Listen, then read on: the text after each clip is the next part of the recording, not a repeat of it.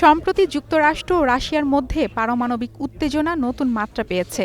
এবার সরাসরি পারমাণবিক অস্ত্র নিয়ে পাল্টাপাল্টি হুঁশিয়ারি দিচ্ছেন দুই দেশের শীর্ষ পর্যায়ের নেতারা। মার্কিন প্রেসিডেন্ট ডোনাল্ড ট্রাম্প রাশিয়ার প্রাক্তন প্রেসিডেন্ট দিমিত্রি মেদভেদের মন্তব্যের জবাবে পাল্টা প্রতিক্রিয়া জানিয়েছেন। তিনি দুটি পারমাণবিক সাবমেরিনকে অবস্থান বদলে রাশিয়ার কাছাকাছি মোতায়েন করার নির্দেশ দেন। সামাজিক যোগাযোগ মাধ্যম ট্রুথ সোশ্যালে পোস্ট দিয়ে বিষয়টি নিশ্চিত করেছেন ট্রাম্প। পোস্টে তিনি লিখেন, তার এই সিদ্ধান্তের পিছনে রয়েছে সাবেক রুশ প্রেসিডেন্টের উস্কানিমূলক বক্তব্য। এই উত্তেজনা আসে মেদভেদেবের এক মন্তব্যের প্রেক্ষিতে, যেখানে তিনি ট্রাম্পকে সতর্ক করে বলেন, বারবার ইউক্রেন সংঘাত বন্ধে সময়সীমা বেঁধে দেয়া একরকম যুদ্ধের হুমকি। তিনি ট্রাম্পকে সোভিয়েত যুগের পারমাণবিক অস্ত্র ব্যবস্থার কথা মনে করিয়ে দেন।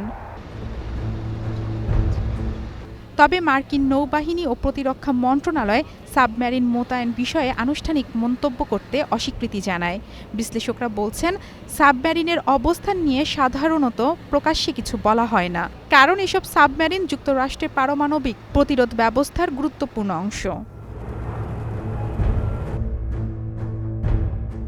এমন উত্তেজনাপূর্ণ পরিস্থিতিতে রাশিয়া ইউক্রেন শান্তি আলোচনার তৃতীয় দফা ইস্তাম্বুলে অনুষ্ঠিত হয়, কিন্তু মাত্র 1 ঘণ্টার মধ্যেই আলোচনা ভেস্তে যায়। কিয়েভ জানায়, রাশিয়ার দেয়া শর্ত পালন অসম্ভব। শেষ পর্যন্ত বন্দি বিনিময় ছাড়া আর কোনো চুক্তি হয়নি।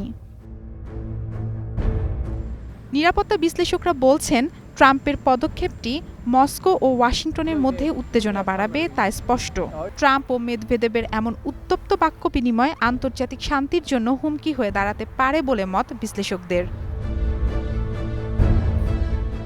মারফুয়াতুন নূর রুচি, স্টার নিউজ।